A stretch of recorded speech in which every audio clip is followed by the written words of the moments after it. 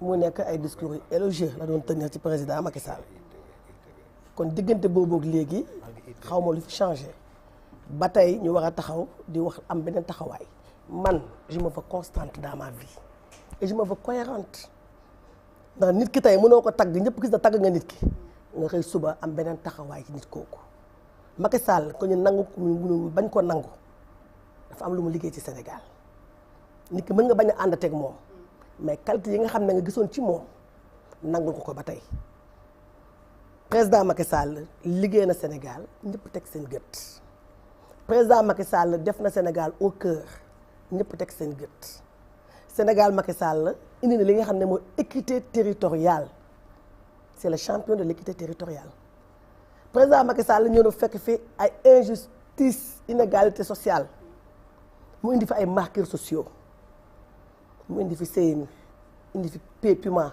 indi fi Promoville indi fi leneen ak leneen indi fa ay FONGIP ay DER ay 3FPT. c'est le bilan matériel.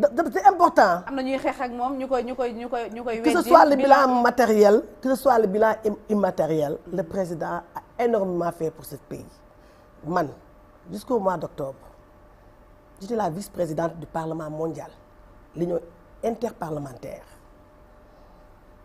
may siéger di présider ay assemblée générale où il y avait des présidents des assemblées nationales ci monde bi foo jël kaddu bu ñu la foo jógee gën a Sénégal ñëpp lay naw pour dire que le Sénégal est un bel exemple de démocratie le Sénégal est un bel exemple de liberté d'expression c'est pas parce que ànduma ak président Macky Sall du ma reconnaître ses qualités du ma reconnaître ce qu'il a fait pour ce pays là man ku ma xam-xam ne du ma waxantu sax te aw ma sax jotu di waxantu président Macky Sall li mu def bu ko defatoon du ma ànd ak moom du ma toog fii tey ci plateau yi di wër plateau yi fu ñu ma invité ma dem di expliquer aw ma jot boobu kon dafa liggéey Sénégal liggéeyal Sénégalais yi wan Sénégalais yi am fu mu leen fekkoon un pays en construction mu defar ko indi coppite nag ci domaine bu nekk muy domaine infrastructure muy domaine économie bi mu ci paj mi mu ci éducation bi mu ci lu yombal liggéey jigéen ñi mu également ci ndaw ñi rawatina ci njàngum ndaw ñi ak taxawu ndaw ak jigéen mu teg fi ay instruments yu mel ni DER yu mel ni 3FPT nga xam ne wax dëgg yàlla sama su fi jàll moom di directrice bi ñu gis li mu ciy liggéey te amu ci xàjji ak seet ñu gis ci FONSIS ñu gis ci FONGIP li tax ma dugg fii dafa am lu mu li ki nga xam ne dafa nekkoon ci ñun wax ko ci plateau moo tax ba indi waat lii rappeler kuy président Macky Sall ak lan la liggéey bu loolu weesoo man dama am contenté parce que nag seen wax ñoom ñëpp dañ ma fekk si ci li waral tey le président Macky Sall am gis opportunité bi mën a abroger li nga xam ne mooy décret bu demoon ci convocation corps électoral dañu ma fekk si ci li nga xam ne moo waral tey ñu teg commission d'enquête parlementaire pour leeral parce que kenn si ñoom daf ne la machine judiciaire a oublié Diomaye kon ça veut dire que confiance ci conseil constitutionnel ñoom amuñ ko ki ko wax mu ngi fi toog la machine judiciaire a oublié Diomaye c'est le pouvoir judiciaire différent du pouvoir législatif et du pouvoir exécutif. Dans le sens où peut-être il n'a pas été jugé. Et nous avons non à oublier non c'est très clair on parle français on ne parle pas chinois on ne parle pas arabe. Il a dit la machine judiciaire a oublié Diomaye. Pour l'écarter de la compétition. Donc si la machine judiciaire voulait écarter Diomaye kon donc on a raison de mettre la commission d'enquête parlementaire. Il faut que Diomaye soit écarté. kon sax non Aïssatou bu ma doog li ma wax c'est très clair. non dama lay laajte ndax il faut que ñu écarter ko coûte que coûte. non dégg non kon ba tey comprendre ok expliquez parce que bu ne la machine judiciaire a oublié Diomaye mu ñëwaat léegi wax ne il voulait écarter Diomaye. Qui voulait écarter Diomaye? La machine judiciaire c'est qui? C'est le pouvoir judiciaire c'est qui? C'est le conseil constitutionnel. Kon ils n'ont pas confiance au conseil constitutionnel. kon ñun li ñu teg di ko seetlu ci liggéey tey moom jàpp na ne kon dafa war a am jàpp na tey que ne confiance amul ñoom amuñ confiance ci conseil constitutionnel kon c'est clair ñu ñëwaat sànq. wax ne dañu waroon vérifier kan mooy vérifier l'article 125 du code électoral lu may conseil constitutionnel sañ-sañ mu saytu mu contrôler candidature mu contrôler lépp loo xam ne war nañ ko contrôler ça c'est l'article 127 du code électoral kan moo ko waroon def c'est le conseil constitutionnel kon wax nañu ne le conseil constitutionnel a failli. Est-ce que le conseil constitutionnel a la prérogative de vérifier toutes les nationalités des candidats? xam nga li ma la wax c'est clair nee naa la article 125 du code électoral du ma ko tàyyi waaye ma génnal la ko article 125 du code électoral très clair pour s'assurer de la validité des candidatures déposées et du consentement des candidats le conseil constitutionnel fait procéder à toute vérification qu'il juge utile ça c'est l'article 125 du code électoral kon fay la. donc conseil dafa waroon vérifier. absolument non mais parce que code électoral li ma lire lan la ni. non li nga le conseil constitutionnel dafa war a vérifier candidature kon tey may ma di nga ñëw di nga wax tamit nag. honorable collègue tu étais beaucoup plus élégant que ça. te beaucoup plus courtois. non dama la bëggoon compléter rek. waaw ci liggéey bi dafa am loo fàtte. waaw d'accord mais di vérifier suivant document yi nga ko jox. waaw maa ngi ñëw. kenn bind fi loolu kenn wax document non lire daa ko bu jeex article 125 baa ngi nii très cher collègue. waaw liraat ko ci dama très cher collègue. article 125 et 125. oui indi. pour s'assurer de la validité des candidatures. déposées. et du consentement des candidats. déglu ma rek. déposé waaw déposé. tout ce qui n'est pas déposé seen yoon nekkul. waaw non attends et du consentement. et les 9 pièces qu'on te demande de vérifier. waaw wuyu ma le conseil constitutionnel fait procéder à toute vérification qu'il juge utile. sur les pièces déposées. bul fàtte loolu. non dafa naan c'est deux qui différents te conseil constitutionnel. li ko code électoral may dafa bëri. oui lu rëy si bëri sax. même pour des frontières. mënoon na vérification. kon moo tax mu ne y a les failles y a les irrégularités kon li tax ñu ko teg commission d'enquête parlementaire bi gis nañu c'est opportun li tax président Macky Sall abrogé li nga xam ne mooy décret bi convoqué corps électoral bi. c'est opportun loolu il faut ñu d'accord ci loolu moo tax ba ne askan bi ñuy seetaan dañu mature te bu ñu ñëpp li ñu war a xeex mooy que dëgg gi feeñ que la lumière jaillisse loolu donc la ñu soxlawuñu leneen et ça c'est profitable au peuple sénégalais man maa la gën a respecter les magistrats moi je suis une légaliste et tout le monde sait que je suis une légaliste ba ñuy wax affaire Ablaye Wade en 2011 bi ñuy xeex ne du def troisième mandat damaa bokk di doon xeex du ko def ba mu génnee le conseil constitutionnel génn joxe un avis favorable que ne Ablaye Wade am na droit def troisième mandat maa jiitu ñu ànd ak Macky Sall dañ ca àll ba dem battre campagne kon ñun bu ñu sañoon conseil constitutionnel kenn du ko suyee mais nag lii am na il faut ñu yeggale liggéey bi wéyal ko ba xool fa dëgg bi féetee maintenant. am na ko wax tamit ne il faut dérouler dañ ne voilà dama ne sànq lu mel ni Nations Unies lu mel ni CEDEAO lu mel ni Union européenne mais ils n'ont pas sanctionné li nga xam ne moom la président def mooy abroger décret bi au contraire parce que bu ngeen ne président Macky Sall daf ne kii daf ne les c'est kii là CEDEAO et autres la organisation dañ ne il faut que mu déroulé wu dans les meilleurs délais waaw dans les meilleurs délais kañ mooy que ne nañ dàq élection bi mais nañu teel a jàpp date teel a dem ci élection mais waxul ne lii nga xam ne moom la président Macky Sall def muy abrogé te loolu àndu ci parce que nag ñoom ñëpp ils sont convaincus de l'opportunité d'abroger li nga xam ne mooy décret bi ñoom ñëpp ils sont convaincus que ne dañoo war a bàyyi le législateur qui est un pouvoir indépendant mu def liggéeyam parce que nag wax naa ne ko l'article 3 de la constitution nee na la souveraineté nationale est incarnée par qui? Par le peuple.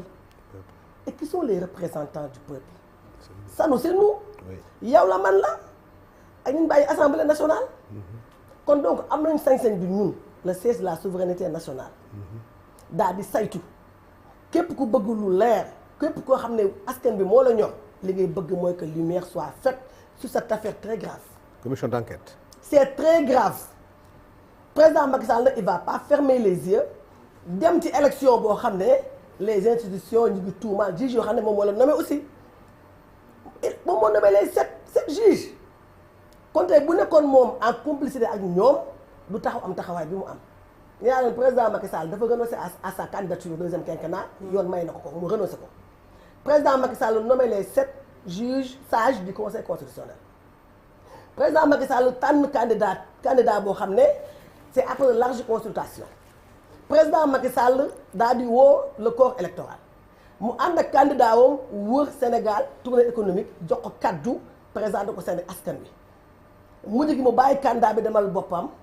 dafay inauguration yoo xam ne moom moo ko waroon def kon kooku était prêt pour aller à l'élection kooku ragalu dem élection mais li ma leen wax sànq rek li ko ñor mooy askanu Sénégal dañ ko fal 2012 fal ko 2019 sur la base d'un bilan et de la confiance bi ñu am ci président Macky Sall kon kooku du bàyyi réew mi nii institutions yi fragilisé wu nii ñuy tuumaal conseil constitutionnel président ci loolu quelle sera la suite pour la prochaine élection présidentielle quand on sait que la faille nekkul ci li nga xamante ne mooy candidat bi nee na renoncé naa renoncé mi ngi nekk ci fi nga xamante ne mooy conseil constitutionnel amul pour vérifier dem ci pays monde yëpp dem ci centaines de pays qui existent dans le monde ne xoolal leen ma ndax tel candidat à l'élection présidentielle ndax mu ne amul fii nationalité fan la faille comment régler cette question à l'avenir le conseil constitutionnel dafa am pouvoir yu ñu ko jox moo am budget bu am solo moo mën a def liggéeyam ni mu gën a yembe mooy ay juges yoo xam ne wax dëgg yàlla ñëpp wekk lañu ñoo xam ne dañoo jàpp ne am nañ honorabilité moo tax ñun député yi ça nous a fait mal les deux considérants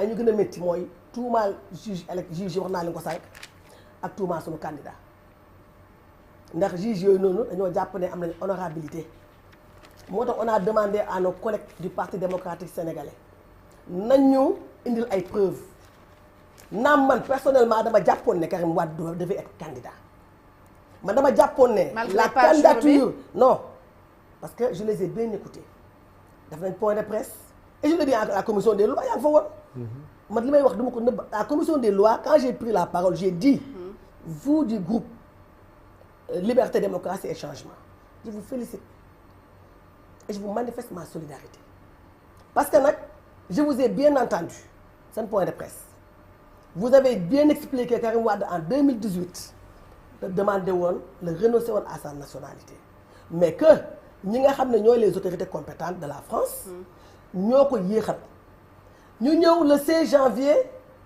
décret bi génn signé par le premier ministre Attal de la France le 20 la ñu génne li nga xam ne mooy. mais loolu mooy en 2019 bi muy déposé sa candidature il était toujours français. xam nga man et en 2024. xam nga on parle de xam nga lu ma jaaxal. la xaw ma kaawu Sonko la woon xaw ma Diomaye ils ont parlé de rétroactif le cas de Karim dañ ne du rétroactif. les cas ne sont pas pareils. alors que non mais bokkul tamit président il faut qu'on soit d'accord. xam nga ne en tout cas balaa ñuy génne liste bi on parlait de suspensif on disait que le recours était suspensif. fii on parle xam nga waaye yow mën nga jàpp loolu mais dama jàpp man samay conviction man sama intime conviction mooy que ne Karim Wade devait être candidat loolu mooy dëgg. non man xam nga Diomaye loolu la ko amalgame bi lay autant je suis d'accord que Diomaye est candidat nous avions introduit un recours bi dañ ko rejeté on a accepté la candidature de Diomaye autant moi sama intime conviction dafa ma jox ne ma Karim Wade dafa waroon bokk ci élection yi parce que même bu dee le 16 janvier lañu signé décret il a renoncé à sa nationalité loolu man maa ko def personnellement en tant que citoyenne sénégalaise même pas en tant que député mais en tant que citoyenne sénégalaise le conseil constitutionnel il a les moyens il a les moyens financiers il a les moyens juridiques wax naa li nga xam ne moom la code électoral may mu saytu mais nag dans tout système il y a des failles jàpp naa ne xëy na système bi dafa am loolu échappé la. est-ce que mën nañ jàpp ni ci failles yooyu. mais nag ci li ngeen di régler en plein. mais nag non parce que dañuy saytu tous les processus électoraux dans la résolution que le parti démocratique sénégalais le groupe Wallu indi boo ko liiree y a également ça. mais est-ce que vous êtes conscient les irrégularités du processus électoral que bi Sénégal dalee voté ba tey je pense 63 la xaw ma ba tey élection ñu ngi am présidentielle ak lépp ay candidats di déposer te musuñu conseil constitutionnel saytoogul ba tey comme li ngay wax ni defu ko woon est-ce que dañuy jàpp ni kon président yi fi mos a ñëw nekk yëpp ay présidents yoo xam ne yu illégitime lañ. Aïssatou xam nga le monde bouge comme les lignes bougent le contexte n'est plus le même vous êtes ñu ngi ci année 2024. nekkul année 1960. les choses évoluent. alors est-ce que élection président Macky Sall. c'est extrêmement important est-ce que 2019 donc Macky Sall élection dafa illégitime woon. non dama lay conseil saytuwul woon. non conseil parce que boobu kenn waxul ay double nationalité. conseil musuñ taxaw li am ni musul am xam nga pourquoi dans la constitution sénégalaise. mais c'est prévu par la loi. Absolument. C'est prévu qu'un candidat conteste la candidature d'un autre candidat. indi ay preuves c'est ce que Thierno Alassane Sall a fait. Conseil constitutionnel Thierno l'a fait mais Thierno devait le faire pour tous ces candidats qui ont une double nationalité. Il savait pas, il a dit qu'il savait pas. Non, la peine que Thierno la peine bi mu jël bàyyi wëri Karim Wade parce que Thierno xam nañ ne dafa nekkoon di liggéey ci dans IPDS. ñàkkul ne am na antecédent bu am ak Karim Wade il l'aurait fait pour les autres candidats je l'aurais applaudi. C'est ce qu'il a fait, il s'est focalisé sur un seul candidat. Et là je suis d'accord moi je magnifie ce qu'il a fait c'est normal il a fait son travail il est un candidat dem na outil preuve mais il aurait pu le faire pour seen candidat il l'a fait pour deux autres peut-être qu'il aurait pu le faire pour les autres candidats. xam nga mën nga pour Rose Wardini ou pour Khalifa Sall. Khalifa Sall mais accepter que seen candidat dafa choisir deux candidats ci liste 20 yi tamit moom tamit ne ñii damay moi j'ai toujours dit Khalifa Sall c'est un des artisans des victoires de Benno Bokk Yaakaar. élection présidentielle 2012. Ça c'est évident. les élections législatives de 2012. dama koy yàgg di wax ne Khalifa dafa war a bokk ci élection bi ma koy wax du tey ba ma ko njëkkee wax 2016 la moo fekk ma nekk Corée en mission boobu maa ngi nekkoon au port autonome de Dakar et j'ai fait bind ci sama page Facebook wax lu mel noonu xam nga loolu yàgg na. kon dama jàpp ne ñu def dialogue moom dialogue moo tax mu bokk bu ma déggee tey ñu ne ñoom duñ dem dialogue daf may jaaxal ki dialogue tax nga bokk ñu ñëpp ñu yéene leen ko dama jàpp ne Khalifa est un homme d'État. Je l'ai dit partout c'est un homme d'État c'est un artisan des victoires de Benno. Même je lui ai dit man face à face on se connaît. Il a beaucoup d'estime pour man tamit j'ai beaucoup d'estime pour Khalifa mais waxta topp opposition bi nga xam ne moom parcours bi mu am ñu bëri amuñ ko. Il a le droit de s'opposer. Non je suis d'accord. Ouais. Il a le droit de s'opposer. Il a le droit de choisir son camp. Non je suis d'accord mais dialogue moo tax ñu bokk ñoom bu ñu toogee tey président Macky Sall daal di woote dialogue. donc vous êtes en train de cautionner une partie de l'opposition doon wax. non parce que li ngay wax ni loolu non xam nga le président il a été clair daf ne boo ko dégloo démb.